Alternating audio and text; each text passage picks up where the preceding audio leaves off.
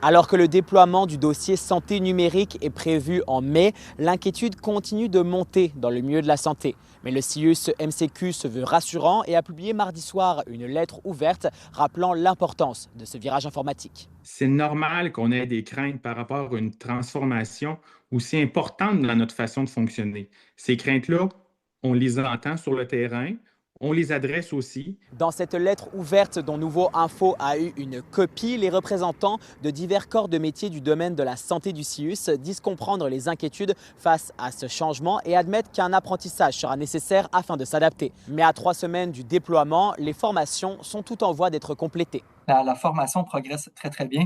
On approche le 80% là, de médecins qui sont complètement formés. On a près de 95% là, aussi des médecins qui sont inscrits à l'ensemble, dans le fond, là, des formations. Il nous reste quand même près de 3 semaines, là, dans le fond, avant là, le déploiement.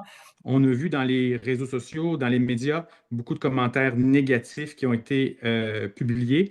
Par contre, sur le terrain, on a un son de cloche qui est quelque peu différent, à savoir qu'on a des équipes qui sont motivées, qui sont emballées par la venue d'une transformation numérique qui va être une plus-value pour le patient. Pour rappel, le DSN doit permettre de numériser les dossiers des patients du réseau de la santé afin d'uniformiser les pratiques au travers des régions, regrouper les informations au même endroit et éviter les erreurs médicales.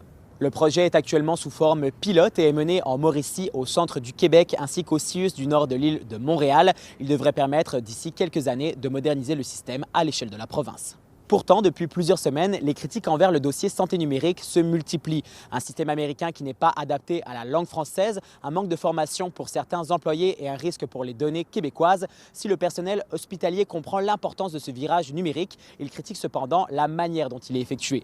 Malgré tout, certains médecins se rangent du côté des défenseurs du projet. Tous les changements amènent là, certaines peurs problématiques, des fois des levées de boucliers, mais à date, dans ce que j'ai vu, au niveau de l'informatisation du système de santé, là, on ne voudrait jamais retourner en arrière, même si chaque étape a été quand même assez difficile. Je suis convaincu que dans 1 an, dans 2 ans, jamais on va dire hey, non, on arrête ce système-là, puis on retourne avec des dossiers papier. Là. C'est une révolution qu'on attend depuis plusieurs années.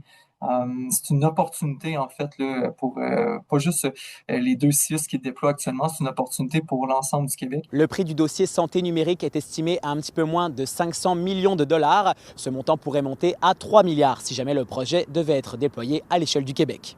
À Trois-Rivières, Samuel Bideau pour Nouveau Info.